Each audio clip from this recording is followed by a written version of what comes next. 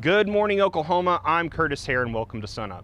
Well, avian influenza cases are spreading across the country in backyard chicken and commercial operations, and we're joined now by Dr. Rosslyn Biggs, our extension veterinarian. And Rosslyn, has there been any cases popped up in Oklahoma yet? We've not had any in Oklahoma. However, there have been cases of high-path avian influenza in Kansas and Missouri. What are some things that producers can do to, limit that exposure?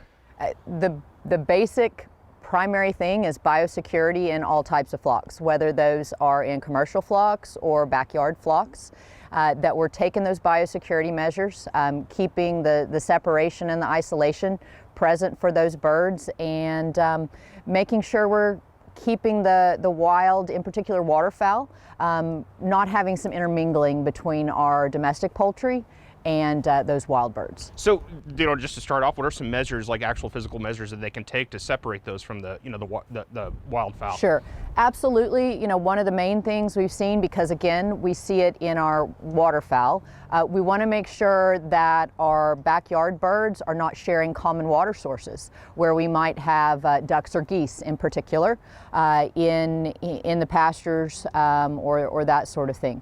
We also want to think about our own clothing. If we don't want to be bringing the virus to our birds themselves, and so we want to think about, do we have separate footwear? Do we have separate attire that we're taking care of our birds, and then changing if necessary if we're dealing with other birds or separate flocks. We also want to think about just keeping the separation. We've got a coop behind us, right?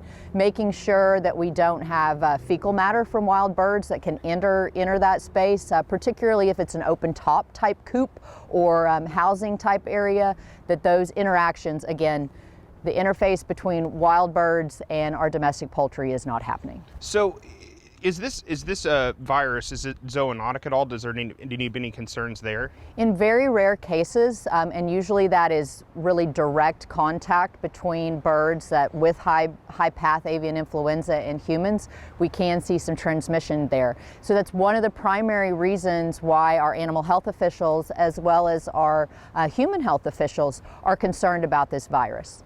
In regards to, there's the possibility that it might be zoonotic, but are eggs and chicken, is that safe to eat? Yeah, we have, again, the safest and most affordable food supply in the United States, but in this particular case, all eggs, all poultry products, etc., are safe to eat. How do you know if one of your birds are sick?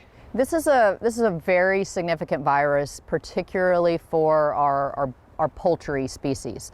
We can see it in other types of birds, wild birds in particular. As we've talked about, waterfowl, they may not show clinical signs, our wild species, but in our backyard poultry and in our commercial poultry, one of the hallmark signs is actually sudden death, unfortunately. These are birds that are healthy and thriving one day and deceased the next. And so with any influenza, we want to see, are there changes in egg production? Are there changes in appetite? Do we have any, nasal secretions, discharge, coughing? Those kind of things may be an early indicator that we have this going on.